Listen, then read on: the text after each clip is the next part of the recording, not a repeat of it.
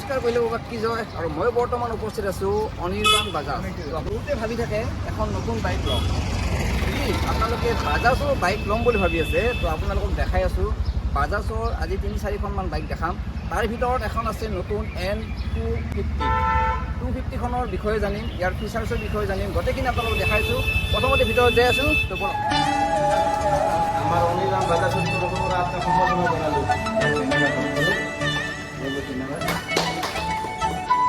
দেখাই আছোঁ বাজাজৰ যি ৩-৪খন বাইক আছে তাৰ ফিচাৰ্ছৰ বিষয়ে জানিম আৰু বাইক কেইখন দেখাই আছোঁ।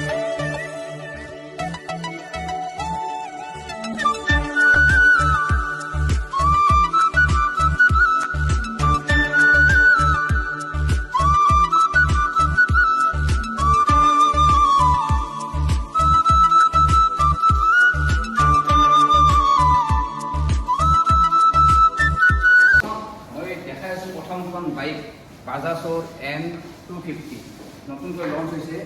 ইয়াৰ ফিচাৰ বিষয়ে আপোনালোকক জনাই আছোঁ, কাৰণ বহুতে বাজাজৰ বাইক এখন ল'ম বুলি ভাবি থাকে, কি বাইক ল'ম আৰু নতুন কি বাইক আহিছে। তো আপোনালোকক নতুন বাইক এখন দেখাই আছোঁ আৰু ইয়াৰ ফিচাৰ্ছখিনি গোটেইখিনি আপোনালোকক জনাই আছোঁ। এই বাইকখনৰ ফিচাৰ্ছৰ বিষয়ে ফিচার্স আছে আপনার ফুলি ডিজিটাল এলইডি ডিসপ্লে পাই যাব, ব্লুটুথ কানেকশন আছে, আপনি মোবাইলত কানেকশন করে আপনার নেপ শো করে যাব ইয়াতে। আপনার এলইডি ইন্ডিকেটর পাই যাব, আপসাইড ডাউন ফগ সাসপেনশন আৰু চাৰ্জিং পৰ্ট আহিছে। এইটো একদম ইম্পৰ্টেণ্ট চাৰ্জিং। মই দেখাই আছোঁ আপোনালোকক, চাওক চাৰ্জিং পইণ্ট আছে ইয়াত। কাৰণ কিয় আমি কেতিয়াবা লং জাৰ্ণি যাব লগা হ'লে যদি অকস্মাত আমাৰ মোবাইলটোৱে যদি চাৰ্জ কমি যায়, তো ইয়াত ধুনীয়াকৈ আপোনালোকে চাৰ্জ দি আপোনালোকৰ মোবাইলটো আপোনাৰ ফুল চাৰ্জ কৰিব পাৰিব। আৰু ইয়াত মানে কালাৰ কি দিয়ে? কালাৰ তিনটা কালাৰ আছে, ব্ল্যাক হোয়াইট আৰু তিনটা কালাৰ। ইয়াৰ মানে ইঞ্জিন কেপাচিটি ইঞ্জিন ক্যাপাসিটি আপনার 162 কেজি আছে, আর আপনার বিএচপি 24 है और टॉप तो है 20। আছে। মাইলেজ কিমান হ'ব? माइलेज 35 আছে। 35 চাওক 35 মাইলেজ আছে। আৰু কালাৰৰ তিনিটা ধুনীয়া কালাৰ পাই যাব। আৰু টায়াৰ দিয়া আছে MRF, হয়নে? তো মই আহিয়ে চাইছোঁ টায়াৰ দিয়া আছে MRF, আৰু MRF আপোনালোকে গম পায় বহুত দিন লাষ্টিং কৰিব কথা মই দেখাই আছোঁ। হেডলাইট এলইডি পাই যাব, আৰু হেডলাইটটো হৈছে আপোনাৰ চাওক LED পাই যাব।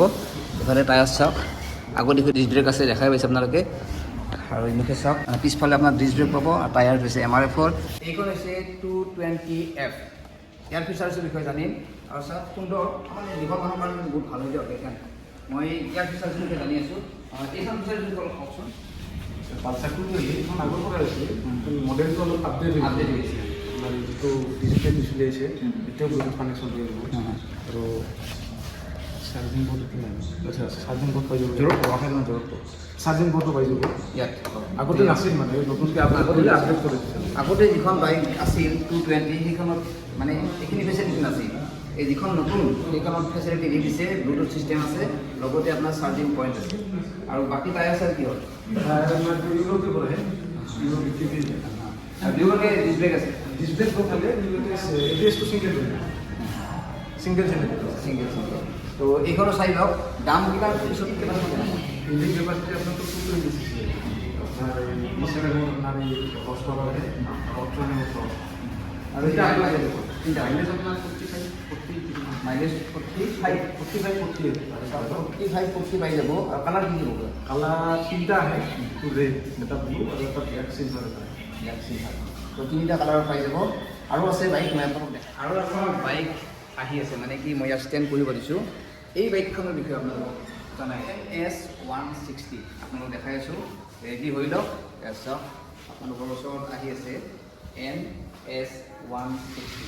কেন আপনি ডাবল সিলিন্ডাৰ ডিসপ্লে 220 না, ডিসপ্লে তো ডাবল থাকে, বাকি ভিতৰত আপনার এই ডিজিটালি আহিব, চার্জিং পোর্ট থাকে, আর এইটো যোনটো সাসপেনশন আছে এইটো আপসাইড ডাউন থাকে, বেস্ট মানে অলপ অফরোডিং মানে চাৰ্জিং পইণ্ট প্ৰত্যেকখনতে আছে। আছে প্ৰত্যেকখন, মানে আপোনাৰ বৰ্তমান প্ৰত্যেকখনতে আপডেট হৈ গৈছে। আপডেট হৈ গৈছে। চাওক মানে কি যিমানখিনি বাইক ওলাই আছে নতুন বাইক চবতে আপডেট কৰি আছে, যাৰ কাৰণে আপোনালোকৰ চাৰ্জিং পইণ্ট সকলোৱে ল'ব আৰু ব্লুটুথ ছিষ্টেম কৰি আছে। এইখন কি কালাৰ আছে? এখনত আছে ব্ল্যাক, হোয়াইট, ৰেড আৰু গ্ৰে। মাইলেজ কিমান আছে ইয়াৰ? মাইলেজ 40।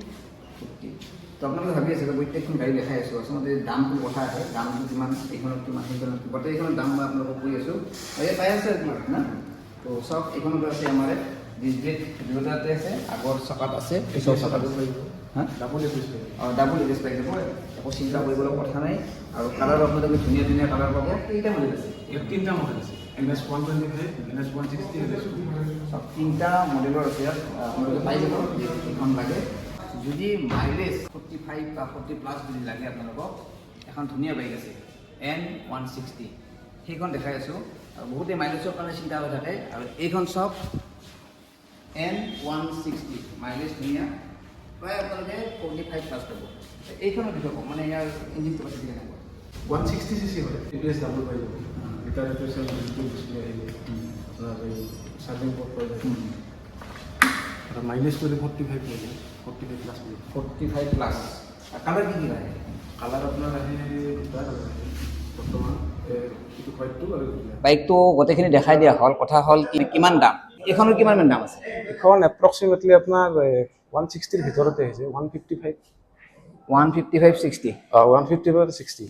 ভাব এইখনৰ দাম হৈছে 1,55,000 পৰা 60,000 টকা হ'ব আৰু এইখন হৈছে N160 আৰু এইখনৰ দামটো 1.5 লাখৰ ভিতৰত আহিছে 150 1,50,000 টকাত এইখন লৈ যাব পাৰি এইখন হৈছে NS 160 এইখনৰ দাম কিমান আছে এখন আপোনাৰ এই 140 152 মানত আহি যাব 152 1,52,000 টকা এইখনৰ দাম তিনিটা কালাৰত আহি যায় আপোনালোকে যি কালাৰ পছন্দ হয় আপোনালোকে লৈ যাব পাৰিব চাওক এই দুখন আছে এই দুখন আপোনালোকৰ মই নামটো কৈ আছো এই দুখন হৈছে 20F ধুনীয়া কালাৰ চাওক আৰু এই দুখনৰ দাম মই সুধি আছো ইয়াৰ কিমান দাম আহে 146 1,46,000 টকা আপোনালোকে 1,46,000 টকাত ধুনীয়াকৈ 220F লৈ যাব পাৰিব আৰু এই মাইলেজটো বহুত ধুনীয়া মাইলেজ 40 প্লাস পাই যাব 40 প্লাস পাই যাব আপগ্ৰেড হৈছে মডেলটো আপগ্ৰেড হৈছে গতিকে বহুত সিস্টেম নতুন নতুন আহি গৈছে ধুনীয়া কালাৰ আৰু আপোনালোকৰ যদি পছন্দ হৈছে তো তেওঁলোকৰ মই নাম্বাৰ দি দিম আপোনালোকে যোগাযোগ কৰিব পাৰিব আপোনালোকতো বাইক দেখাই দিলো কথা হ'ল কি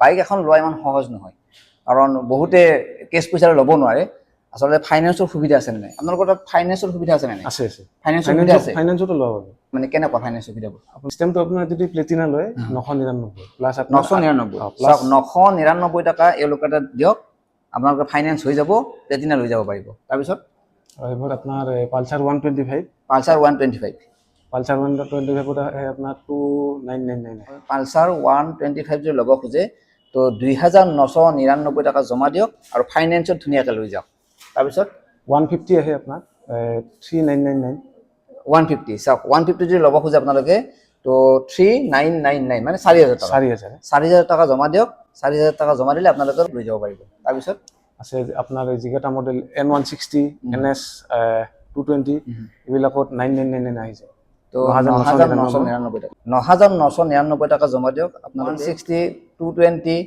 এইবোৰ লৈ যাব পাৰিব আৰু ফাইনান্সৰ মানে এবছৰৰ পৰা 3.5 বছৰ 3.5 বছৰ তো আপোনালোকে যদি ভাবে যে মই এবছৰ কৰিম এবছৰ কৰিব পাৰিব দুবছৰ পাৰিব 3.5 বছৰলৈকে তেওঁলোকে ফাইনান্স কৰি দিব বাজাজৰ বাইক বুলি কোৱাৰ লগে লগে সেই আগৰ বাজাজ স্কুটাৰৰ কথা মনত পৰে আগতে বাজাজ স্কুটাৰ চলাইছিলো তাৰ মন সুখ নাই আৰু বাজাজৰ বাইক যদি দৰকাৰ হয় আপোনালোকে ইয়াত যোগাযোগ কৰিব তেওঁলোকৰ ফোন নাম্বাৰ দিম আৰু ফাইনান্সৰ ধুনীয়া সুবিধা আছে লগতে মন পছন্দৰ কালাৰৰ বাইক আপোনালোকে লৈ যাব পাৰিব আৰু ভিডিঅ'টো শ্বেয়াৰ কৰক কাৰণ বহুতে ভাবি থাকে যে এখন ধুনীয়া বাইক ল'ম ভাল বাইক ল'ম কিন্তু ভাবি থাকে কি ল'ম কেনেকুৱা বাইক ল'ম আৰু যেহেতুকে বাইক এখন নতুন ওলাৰ লগে লগে ফিচাৰ্ছৰ বিষয়ে বেছি জনা নহয় যে এখন বাইক আহিছে কিন্তু ফিচাৰ্ছৰ বিষয়ে বহুতে গম নাপায় তো আজি তেওঁ ধুনীয়াকৈ গোটেই বাইক কেইখনৰ ফিচাৰ্ছৰ বিষয়ে আপোনালোকক বুজাই দিছে আহক বাজাজ অনিৰ্বাণ এণ্টাৰপ্ৰাইজ ইয়াত আহি যাওক আৰু মই দেখাই দিছোঁ বৰপেটা চিটি গাৰ্ডৰ সন্মুখতে আপোনালোকে আহক আৰু ধুনীয়াকৈ ইয়াৰ পৰা ফাইনেন্সত বাইক লৈ যাওক আপোনালোকে ভিডিঅ'টো শ্বেয়াৰ কৰক যিমান পাৰে ধন্যবাদ